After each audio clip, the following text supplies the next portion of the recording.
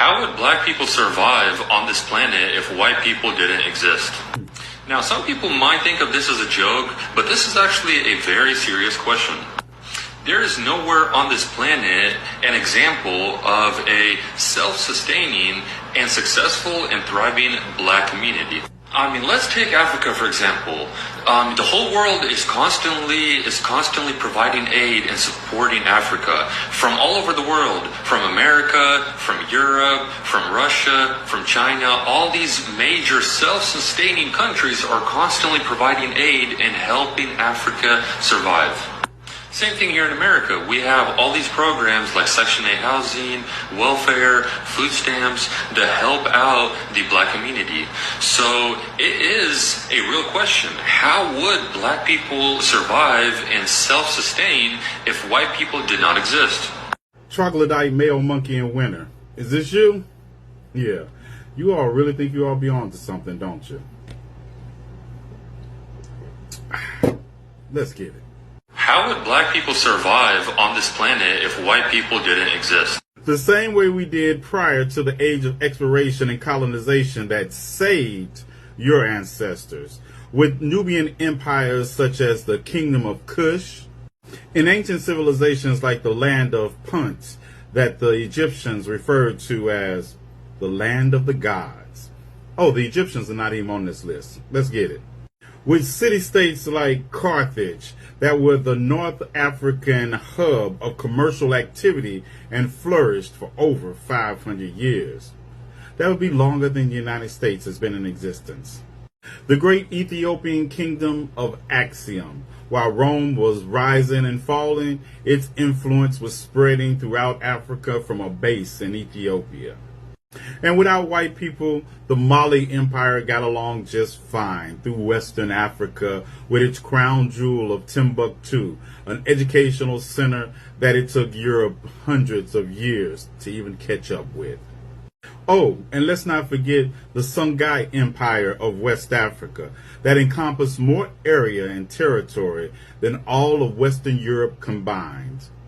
And my personal favorite, the Great Zimbabwe, that rivaled anything Europe had to offer in 1100 CE. It was a trading mecca.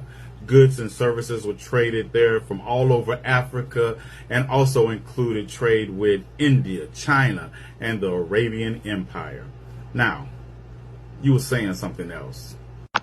There is nowhere on this planet an example of a self-sustaining and successful and thriving black community. I mean, let's take Africa, for example. The whole world is constantly providing aid and supporting Africa from all over the world, from America, from Europe, from Russia, from China. All these major self-sustaining countries are constantly providing aid and helping Africa survive. What you reference is not aid. It's capitalistic colonization, because European colonialism is alive and well in Africa today. And America, Russia, China, all of them are jumping on the bandwagon. Why, you may ask? Because Africa, by far, contains the most mineral wealth of any continent on this planet.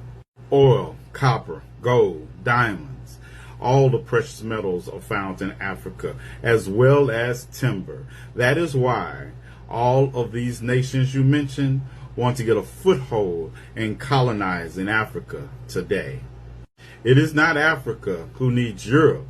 It's Europe and America who needs Africa. Now continue with some more of your delusions.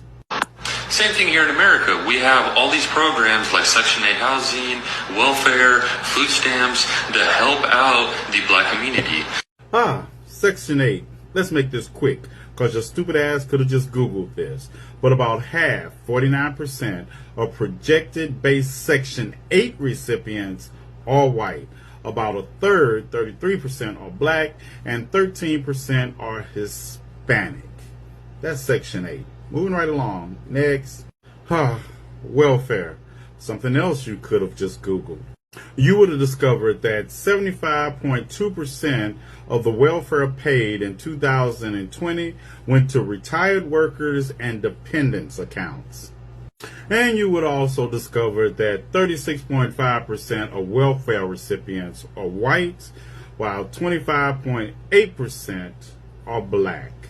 Nowhere on this planet an example of a self-sustaining and successful and thriving black community.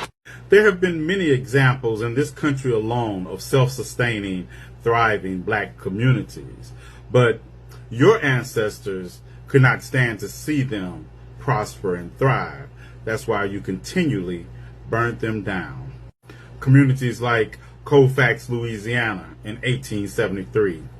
Communities like Wilmington, North Carolina, where the first coup in this country actually took place, when racist white supremacists couldn't stand to see elected black officials in power and ran them out of town and destroyed or took all their property.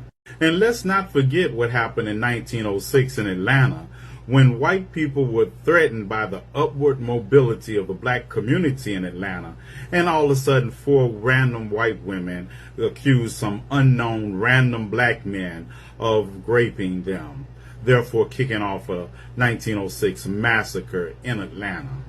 And probably the bloodiest moment in American history when it came to racial massacres occurred in Elaine, Arkansas in 1919, where the black population outnumbered the white population by 10-1, thriving 10-1. And when that thriving black community in Elaine, Arkansas got together and decided to demand justice with their economic might, what happened? Oh yeah, that's right. White people showed up and massacred them. Yeah, and let's not forget Rosewood, 1923, a thriving black community that Fannie Taylor decided to destroy by saying that she was raped by a black man. And who did they go get first? The local blacksmith. And before killing him, they made sure to torture and mutilate him and hung him from a tree and proceeded to start to burn down a thriving black community. Listen here, you poster child, for why your uncle should have had a better pull-out game on his sister. Black people don't need you all. We did not create the transatlantic slave trade because we needed you. You created it because you needed us. And we will be fine if you cease to exist tomorrow. And I said what I said.